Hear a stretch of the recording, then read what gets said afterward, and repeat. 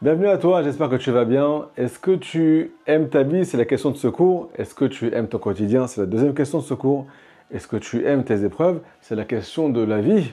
Les amis, est-ce qu'on est prêt à avoir un peu plus de lumière dans ce qui nous arrive ou bien on est là pour tout interpréter négativement et à se pourrir la vie, pourrir son existence, pour l'existence qui est autour de nous, des gens qui sont autour de nous et aussi se séparer complètement d'Hachem parce qu'on est éprouvé par Hachem ou bien complètement le contraire. S'élever le plus possible grâce aux petites épreuves, aussi aux grandes épreuves, chas v'shalom. Les amis, on est là pour prendre beaucoup de recul sur tout ce qui nous arrive grâce à ce cours avec l'aide d'Hachem. Avant tout, les dédiés, les Nishmat, Marie Myriam Bat Maïssa, que Akadosh Baruch Hu élève.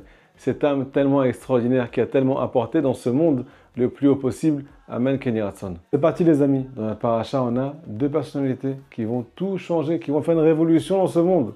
D'un côté, on a Yaakov, de qui va descendre Israël. De l'autre côté, on a Esav. Mais Esav, c'est le père de l'Occident. Mais j'ai une petite question pour vous.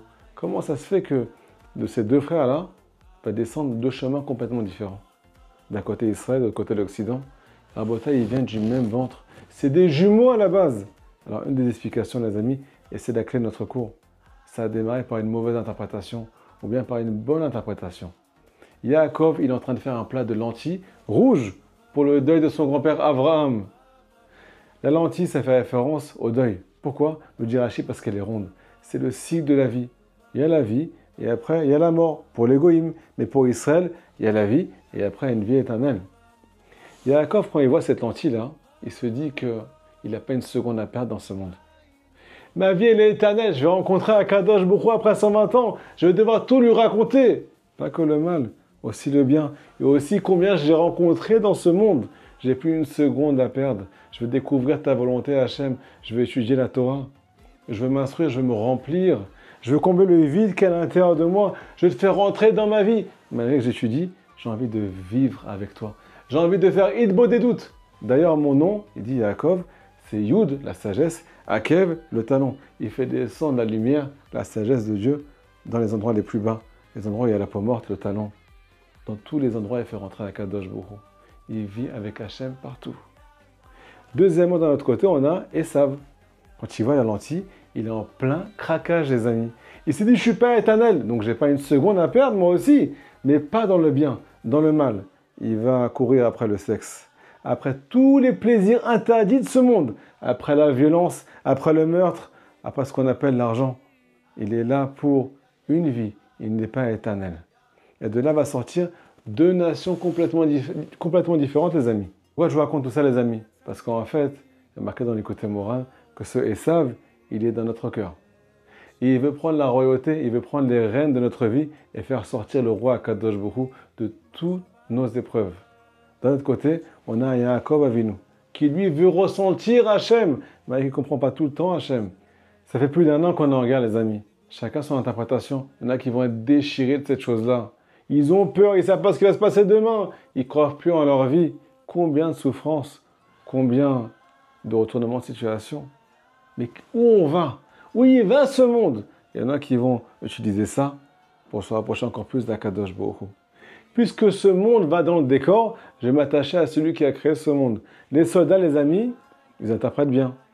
Ils ont mis le patch du Mashiach sur leur tenue de combat. Ils font tchouva, ils mettent les titites, ils sont en train de se renforcer dans la prière. Ils sont en train de transmettre des messages de paix dans tout Israël. Arrêtez de faire la guerre chez vous. Il y a déjà assez de guerre à Gaza et au Liban. Ça suffit. Eux, ils utilisent l'épreuve. Ils interprètent l'épreuve pour évoluer encore plus. Alors que nous, parfois, on peut être complètement détruit à leur place. Alors que nous, on est à la maison. Est-ce que vous comprenez, les amis, combien l'interprétation peut tout changer? Deuxième exemple, les amis, le couple. Celui-là, il est magnifique parce que si on ne sait pas interpréter, c'est tout simplement le divorce. Alors, chazé shalom. Est-ce que vous savez ce que dit le Rav Harouche sur la femme? La femme, selon la Kabbale, c'est Dieu. Pourquoi Dieu? Parce qu'en fait, elle représente la lune. La lune, elle n'a pas de lumière d'elle-même. Elle fait que refléter la lumière du soleil. C'est qui le soleil dans ce monde? Alors, c'est ou Dieu ou toi. Dieu, il éclaire ce monde. Donc, ce qu'il y a dans sa bouche, c'est Dieu. Parce qu'elle, elle fait passer les messages. Donc, on l'utilise. Si tu ne sais pas l'écouter, tu vas tout prendre contre toi. Alors que c'est pour toi ces messages. C'est pour que tu évolues à travers ces paroles. Je sais que c'est dur, on a tous du mal, merci Hachem. Mais si jamais on s'arrête et qu'on fait comme Yaakov, alors on va avoir du shalom bayit au lieu d'avoir ce qu'on appelle complètement l'inverse. Deuxièmement, elle s'appelle la lune parce qu'elle est claire de ce qu'on lui donne. Elle est claire de ce que tu lui donnes. Si jamais tu la combles, elle va te combler. Tu lui fais la tête, elle te fera la tête. Les amis, on a beaucoup à se remettre en question sur le fait de comment percevoir les choses. Troisième exemple, la teshuva. Alors c'est magnifique parce que, en fait, on a envie d'un côté d'évoluer très fort parce qu'on est juif. De l'autre côté, on se dit mais c'est trop dur de changer. Si on ne sait pas interpréter les grandes montées et les grandes descentes, on va s'éloigner encore plus d'Akadosh Baruch Hu malgré notre volonté.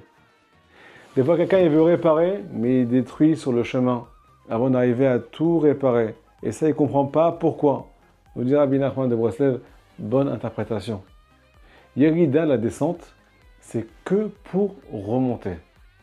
Mais si tu ne sais pas interpréter avec cette parole de Torah, cette parole du tzaddik, qu'est-ce qui va se passer? Ta descente, comme on le voit aujourd'hui, elle va te faire encore plus descendre. Tu as encore moins envie de te battre. Tu as envie de baisser les bras parce que tu as été éprouvé par Hachem. Parce que tu te sens imparfait aux yeux d'Hachem. Parce que tu ne sais pas ce qu'Hachem, il est patient avec toi. C'est lui qui t'a fait comme ça, avec tel trait de caractère, avec telle tentation. Et c'est très bien ce que tu passes. Et il est très patient parce qu'il sait que tu es motivé. Mais toi, tu t'es démotivé parce que tu n'as pas su interpréter. Les amis, on est là pour réparer avec l'interprétation des choses. Mashiach, il va arriver. Juste ouvrons les yeux et faisons descendre la Kadosh Baruch Hu dans notre vie. Ça ne suffit pas d'étudier la Torah, les amis. Il faut la faire descendre dans notre quotidien. Et ça s'appelle, comme nous dit Rabbi Nachman de Breslev dans la leçon numéro 1 du Likutei Moharan, chercher son message à travers chaque situation. Shabbat Shalom.